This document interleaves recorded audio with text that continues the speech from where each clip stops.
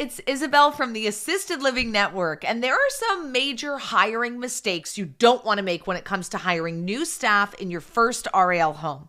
On this episode, we're going to dive into all the things you want to avoid and the major things you want to consider so you don't have turnover issues that destroy your business.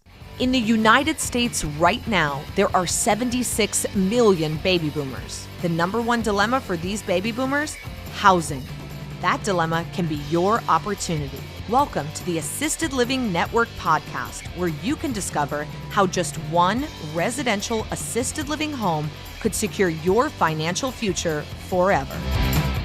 You know, when it comes to hiring new staff for your home, it's so important to remember that they are the lifeblood of your business. No matter what you say or do, it doesn't really matter nearly as much as these people representing you when you're not there. If they treat the seniors bad, don't follow protocol or slack off, it's going to destroy your business. So having systems and being meticulous about hiring and firing when needed is vital. You have to remember to hire for heart and train for skill. If you focus only on skills and hire based on resume, you will fail your seniors. This isn't a job that's all about the tasks. Many times it's about the unconscious moments. It's about the way that they treat seniors and love seniors, and it's about those small moments. The nicknames they have for them, the tender touch, the kind gestures. It's very hard to see that in an interview. It's very hard to know if someone behaves that way until you see it in action, which is why I often recommend a working interview as well as checking past interviews. Listen, roughhousing and manhandling has no place in the RAL world. When you interact with a senior, it is so important to lead with love, and the right caregivers will do this naturally. It's like they were born for it. When you check references, ask about any past situations that came under review. Was the caregiver in the wrong? What were they accused of? Listen to the whole story. Hear what's happening. Maybe they weren't in the wrong, but maybe they were. Listen, listen, listen. When you do a working interview, this is something that can really showcase if they're comfortable around seniors or not. Hey, it's Isabel from the Assisted Living Network podcast, and we have an amazing event coming up this fall. It is the one and only Assisted Living Conference. If you are in this industry or looking to get in, you cannot miss this event.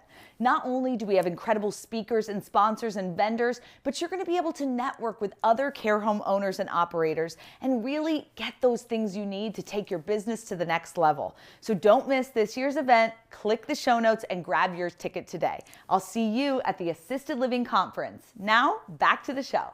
When you're in a sit-down interview talking back and forth with someone can say that they're patient all day long, but showcasing patience when a senior walks so slow is very different. See, the words, they come to action. With that being said, in an industry that is known for high turnover and people begging for staff to come and stay at their homes and facilities, this may seem counterintuitive, but you have to be slow to hire, quick to fire. If things are going wrong, you need to jump on it immediately. This is serious and could put your entire reputation at risk, but more importantly, your entire business at risk. Lawsuits are serious, and you don't want to get caught up in one. Hiring correctly is the key to avoiding these issues. Training will also help you avoid hiring people who think that they know best, but then come in and ruin the culture. No matter how long they've been in the business or what they know, you still want to train them for your home.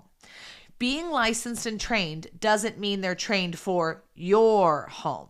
You are creating a culture and a business. And I know how to use Asana, but my company uses it in a very specific way. And if we don't train you how to use it, we will fail. You will fail. This is exactly the same in your business. You want to spend a lot of time training the new team members on your protocols. Do not trust their previous homes or training, no matter how great they were or are.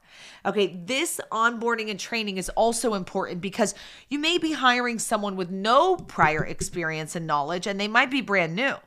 Many experts in this industry will suggest that you only hire someone with 1 to 3 years of experience in the industry because they have to have enough knowledge and hands-on experience to really know what to do. And you also don't want them too burned out yet. Nor are they the, hey, my way or the highway energy yet. That 1 to 3 years is kind of the sweet spot. This is an interesting assessment, and we've found our students often agree with this sentiment, but some students go other directions. For example, our student Bonnie in Idaho, she mostly hires girls who are in college and they have their CNA license, but are looking for more and they want that experience. This has worked well for her. She can give them that experience. They have no background on the RAL industry and she gets to train them to her liking, have them do things her way. We have other students who would have never considered hiring someone with no experience because that first time they're wiping a bum, they may panic and quit, which has happened. You need to weigh the pros and the cons and see what works best for you. Last but not least, I love to invest in some additional tests and assessments before hiring anyone.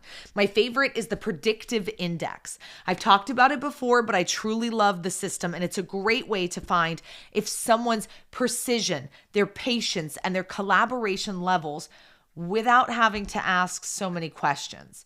When it comes to the predictive index, we at the RAL Academy have really gathered a ton of data to find out what are we looking for. So when someone takes the test, I know exactly if they're the right fit or not.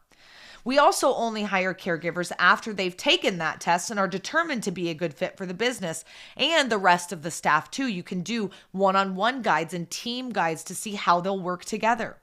I also have them take an assessment like the 5 appreciations in the workplace.